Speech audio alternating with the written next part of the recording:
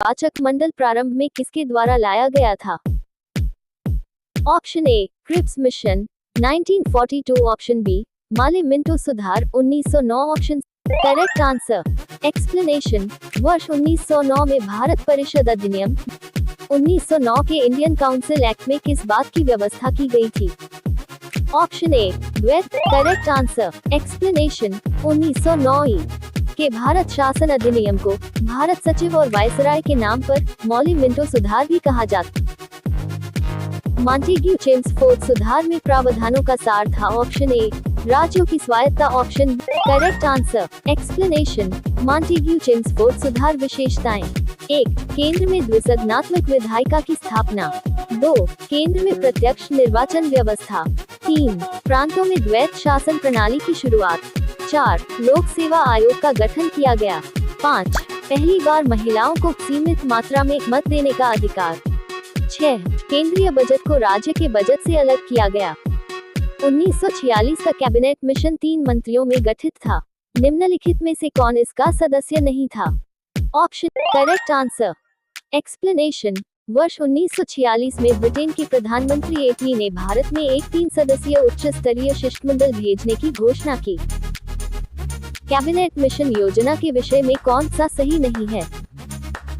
Option A प्रांतीय समूह, correct answer explanation cabinet mission 1946 का उद्देश्य 1. संविधान सभा का गठन करना, यह मुख्य उद्देश्य था 2. भारत का संविधान लागू होने तक स्वतंत्रता के पश्चात इसका शासन किसके अंतर्गत चलाया गया? करेक्ट आंसर एक्सप्लेनेशन जब विदेशी संसद द्वारा बनाया गया कानून को देश में लागू किया जाता है तो उसे ही अधिराज्य औपनिवेशिक राज्य कहते हैं। 15. भारतीय को वर्ष 1947 में सार्वभौम सत्ता सौंपने की योजना निम्न में से किस नाम से जानी गई? करेक्ट आंसर एक्सप्लेनेशन माउंटबेटन योजना 3 जून 1947 को लॉर्ड माउंटबेटन द्वारा प्रस्तुत की गई थी। ये योजना भारत के जनसाधारण लोगों में मनवातन योजना के नाम से भी प्रसिद्ध हुई। कौन सुमेल नहीं है? ऑप्शन ए मालिक, correct answer explanation Simon commission की नियुक्ति ब्रिटिश प्रधानमंत्री ने सर जॉन साइमन के नेतृत्व में की थी। इस कमीशन में 7 सदस्य थे जो सभी ब्रिटेन की संसद के मनोनीत सदस्य थे। यही कारण था कि इसे श्वेत कमीशन कहा गया। भारत शासन अधिनियम 1919 के अंतर्गत विधायिका का अंतिम निर्वाचन किस वर्ष में किया गया था? Option A correct answer explanation केंद्रीय विधानसभा के चुनाव भारत सरकार अधिनियम 1919 के तहत वर्ष 1926 और 1945 में हुए थे। विधानसभा का अंतिम चुनाव 1945 में हुआ था। भारत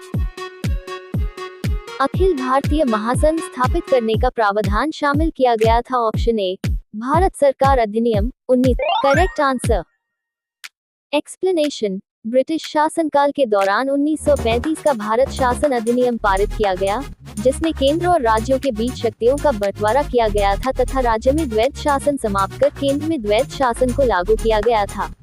इसमें एक